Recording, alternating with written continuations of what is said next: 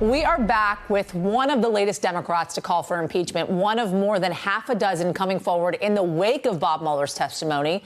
Congresswoman Lisa Blunt Rochester speaking out today saying, quote, future generations will look to us and ask where we were, what we did, and if we fell silent. And she joins me now. Congresswoman Lisa Blunt Rochester, thank you so much for being here. Really appreciate it. You said today that this exchange from Mueller's testimony was a key moment for you. Let's take a listen to that. Could you say, Director Mueller, that the president was credible? I can't answer that question. Director Mueller, isn't it fair to say that the president's written answers were not only inadequate and incomplete, his answers showed that he wasn't always being truthful? I would say generally. Why did that particular answer exchange help change your minds? Well, first of all, Yasmin, thank you for having me on the show. The decision to even, come out in favor of an impeachment inquiry was one that I didn't take lightly and that was really important to make. That exchange, in addition to Director Mueller talking about the fear of this being the new normal, actually was a tipping point for me. We had already received this 448-page document that showed us 10 instances of obstruction of justice. But for me, I actually thought back to the part one of that document where we talk about the Russian interference in our elections. And I thought about myself as a kid. I grew up in the 1960s, and we used to have to do these air raid drills where you'd get under your desk or you'd get out in the hall and put your hands over your neck because we were concerned about tornadoes and about the Soviet Union, them attacking us. And we've actually been attacked. Our country has been attacked. And to have a campaign, a presidential campaign, actually welcome it for their own gain, and then to learn from this testimony that our president has not been totally truthful, to me called for us to take bold action and to say that in order for us to get the information we need, in order for us to get the cooperation we need to move forward with an inquiry into impeachment. So, in fact, you say in your statement, I believe opening an impeachment inquiry gives us firmer legal ground on which to stand. Why? Well, for one thing, we all know that oversight is one of the roles of Congress, and we are doing investigations. We actually have 6 investigations going on from different committees that are doing incredible work. But when you actually embark on an impeachment inquiry, impeachment is one of the things that is actually enumerated in the Constitution. And so, therefore, the courts would be more, we would be working faster in terms of getting that cooperation and in terms of getting those documents, I believe.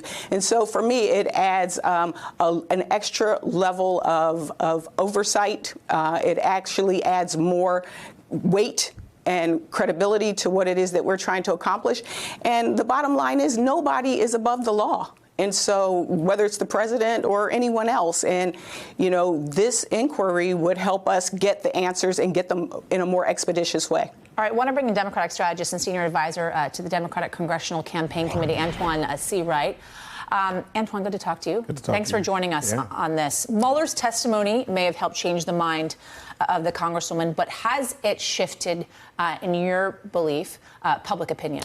I don't think so. I think the Speaker is taking the right approach, and leadership is taking the right approach. That is a marathon, not a sprint, with this. And I think we have to continue investigating and legislating. If you look at one simple thing, this idea that we cannot govern if we do not win. We won up and down the ballot in 2018 because we won in places that Donald Trump won in 2016.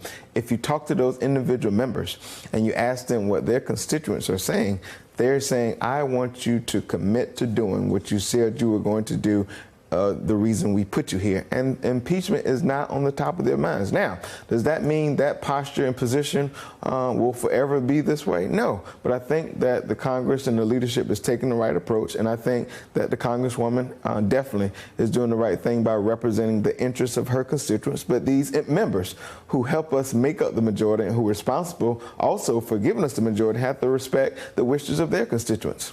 Doesn't it depend, though, Antoine, on who exactly you're talking about or to? Because if you're talking about the Democratic base, yes, in fact, it is likely that they would support impeachment proceedings, the launching of an impeachment inquiry, even if this were to bleed into the actual election season, primary season, that being in January. If you're thinking about a swing voter, if you're hoping it's someone who voted for Trump reluctantly in 2016 and is now looking for a new president and not necessarily sure where to put their vote. However, they will vote for Trump if there's nobody better. If you're speaking about that person, is there a risk that Democrats run that they could lose those voters, those swing voters that they're hoping to get this time around? I think it's a risk either way, but I do think these members have a responsibility to act according to the people who sent them there. But we are a very diverse caucus, and the fact of the matter is you see that playing out publicly when you have members who want to go down the impeachment highway and those who are saying let's continue to build a case, and those who are saying let's not do it at all. And I think time will tell how that plays out, but I think we're taking the right approach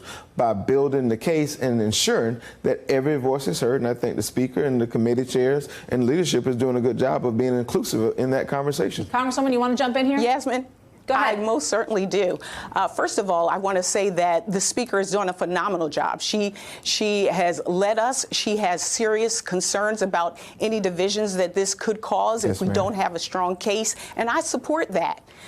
The reality is you're correct. This is not the conversation that you might hear from a lot of people, even though within the past 48 hours and 24 hours, I've had more calls into my office in support of it than ever. But I can tell you we can go down two tracks at the same time. Absolutely. I'm on the Energy and Commerce Committee, and part of what we've done that hasn't been reported is just last week we passed out of committee 25 bills that included health care bills, that included stopping robocalls, that included protecting our consumers and climate change.